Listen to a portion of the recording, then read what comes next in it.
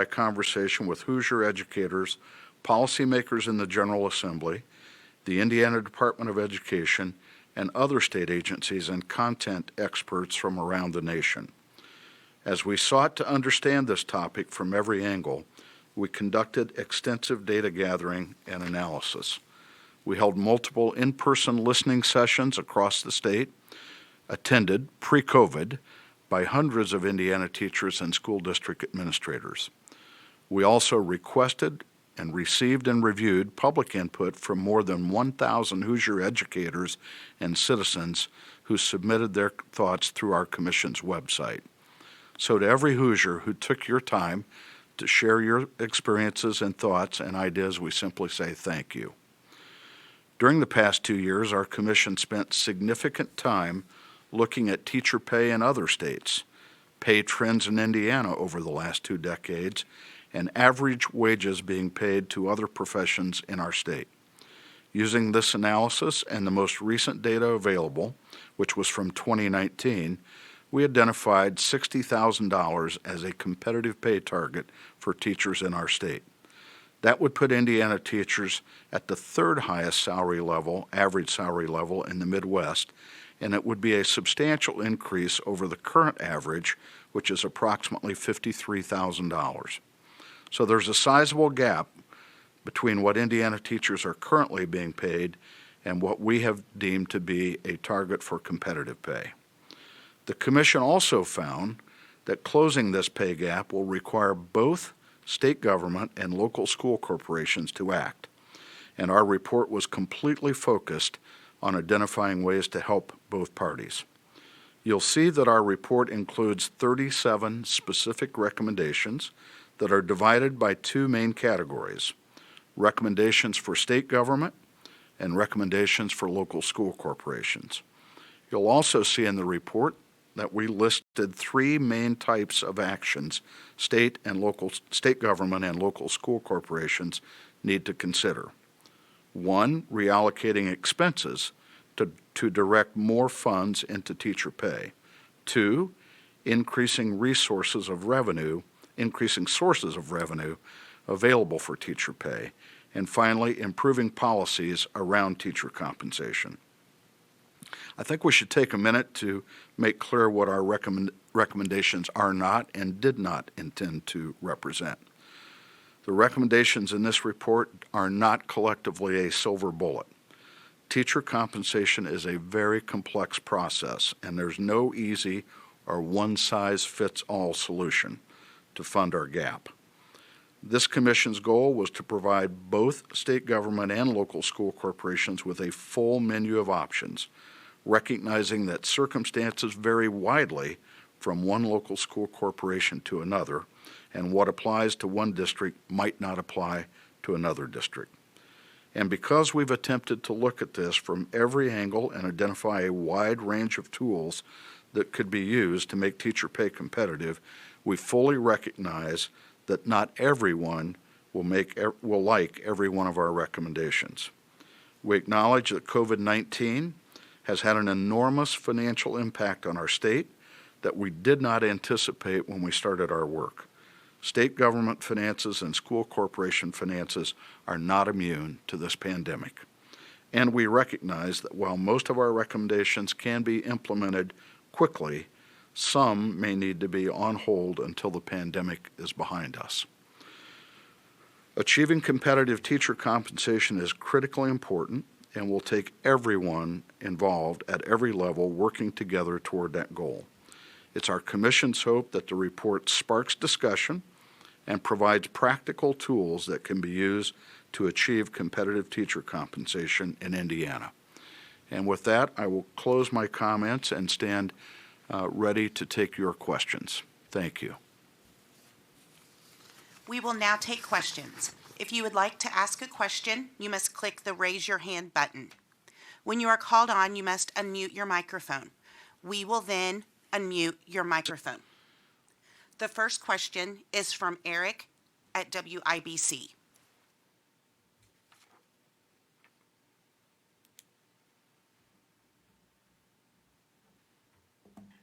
Hi, thank you, Mr. Smith. Good morning. A lot of the recommendations appear to shift money from benefits to direct teacher pay. There's a lot of recommendations on the health insurance front. There's also the recommendation of strategically right sizing. Is that a trade-off that achieves what we're setting out to do to make it a more attractive place for teachers to seek work? Eric, let me acknowledge, first of all, that some very large impact is anticipated from redesign and rethinking benefits, but it is not an intention to establish trade-offs, so to speak. In fact, of the 5 largest recommendations, 2 deal directly with benefits, and in each case, it's to redirect cost of funds of some of those programs into teacher salaries. So it is not a part of a structure or an architecture to make trade-off from benefits to fund the gap. Nikki Kelly, the Fort Wayne Journal-Gazette. Good morning. Thank you for having this today. I wondered if you could talk to me about if you had to just name the top 3 most important changes in your mind, what would they be? Nikki, I'd like to go beyond 3. I'd like to point out that in the 37 recommendations that we have made, the largest dollar impact to closing the gap that has been identified are in the following recommendations. We believe that policymakers could encourage school corporations to join the Indiana Aggregate Prescription Purchasing Program, and if we had more widespread participation, at least $25 million could be saved and directed toward teacher pay. We believe that our health plans could be redesigned statewide to establish an obligation for spouses of teachers who have access and are eligible to participate in health plans at their employers, including those who are self-employed, to participate not in the teacher health plan but in their own health plan. That realignment of participation could yield $50 million of savings that could be redirected to teacher compensation. We also observe that more than 50 local school corporations today have successfully passed local operating referenda. If districts who include 10% more of our 1 million students were to pass similar referenda at similar per pupil rates of contribution to school funding, we would derive another $80 million that could be redirected to teacher pay. Finally, we hope the state is able, not finally, but next we hope the state is to repeat its successful recent move to defease future obligations under the pre-1996 teacher pension plan. If we use state funds when our reserves are restored and pay down, as has been expressed as an intention, $250 million of that obligation, $50 million in recurring annual revenue would be generated for use to increase teacher pay. And finally, we think it's time for Indiana to take a look at its 529 program. We are one of 4 states in America, that is Minnesota, Utah, Vermont, and Indiana, who provide not only a deduction but a credit for contribution to our 529 savings plans. We don't encourage any change that would eliminate the deferred tax-free accumulation of funds in those savings accounts, but we acknowledge that if we were not such an outlier with the tax credit, we would generate $50 million more for use in increasing teacher pay in Indiana. Jeannie with Indiana Public Broadcasting. Hi there. I was just wondering, you mentioned some things that would be impacted by COVID-19 this year that would make some of the recommendations maybe not as feasible as they otherwise would. Can you give some examples of what those would be that are in your mind?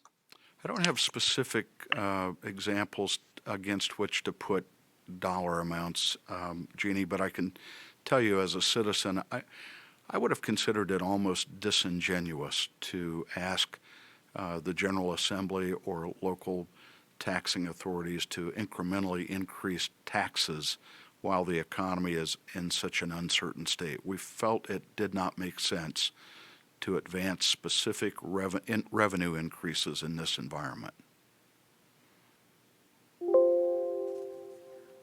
Sierra with Wish TV. Hello.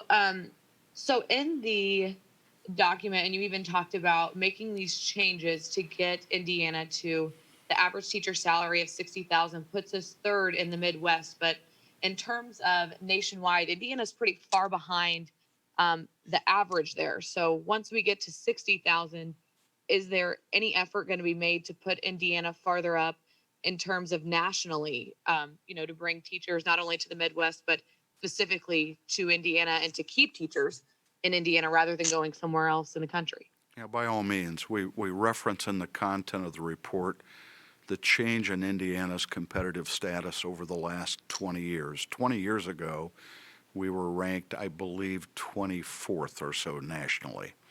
And during those ensuing periods of time, we've not been able to keep up with increases enacted by other states. We've slipped to 36th. Our ambition is to restore Indiana to a competitive status.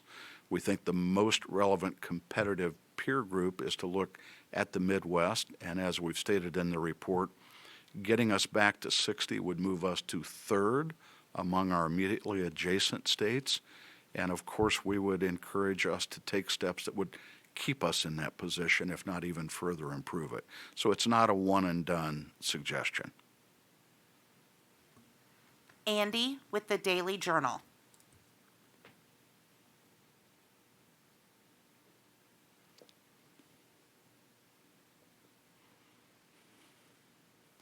A lot of school districts are in rural areas. They have lower number of students. They don't collect as much money from the state. Their teacher pay lags behind. They might be hesitant on referendum because their population does not make as much money and can't afford those tax increase. What kind of advice do you have for those smaller, poorer school districts who might not be able to get their teachers to that pay scale? I really appreciate the question, and if you look in the executive summary of our report, you'll see about a half a dozen recommendations that are aimed precisely at this challenge. We acknowledge that sharing of resources would be very appropriate among many districts, including smaller and rural districts. We think it's only limited by imagination. There's no reason why our districts cannot leverage the cost of salaries and expenses related to certain content instruction. We think there's an opportunity to share other resources across school districts. We hope that we provide significant encouragement and enabling recommendations for district to look at more formal combination and sharing of resources. And I don't think I'll take the time now to look at the summary to give you specific numbers of those recommendations, but I encourage you to also observe that we're asking for the state to invest funds in supporting innovation and addressing by local school corporation of these very problems. Dylan with Chalkbeat.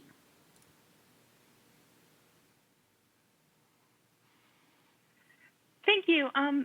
These recommendations ask for a lot from school districts and teachers, but to meet the goals you've set out, it sounds like the legislature will need to significantly increase funding for schools and increase income tax likely. What do you think the chances are that will actually happen? And do you think that schools are going to be willing to make these sacrifices without knowing that the state is also going to be stepping up and increasing funding? Dylan, I don't have any way to handicap or predict what the General Assembly might be willing to do or not willing to do. I will tell you I'm proud of the spirit of the report, which makes very clear to all parties that the opinion of the Commission is that it will take both revenue increases and cost reductions and reallocations. So it's not a quid pro quo, we hope, but we hope all acknowledge that it's going to take a combination of cost containment and incremental revenue. I would have no standing to predict what the source of the additional revenue would be from taxing policies or other policies. However, I'm quick to point out a very significant additional source of revenue, for example, would come from wider spread effort to achieve local referenda. Lindsay with the Indianapolis Business Journal.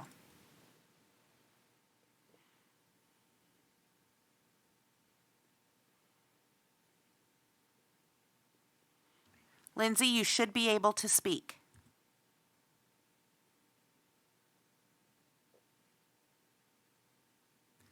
Lindsay, we'll come back to you. The next question is from Erica at the Indianapolis Star. Thank you.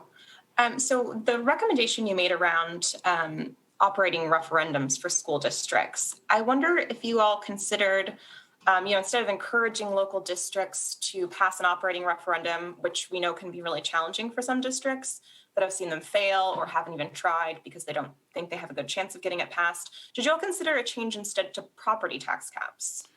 We did not.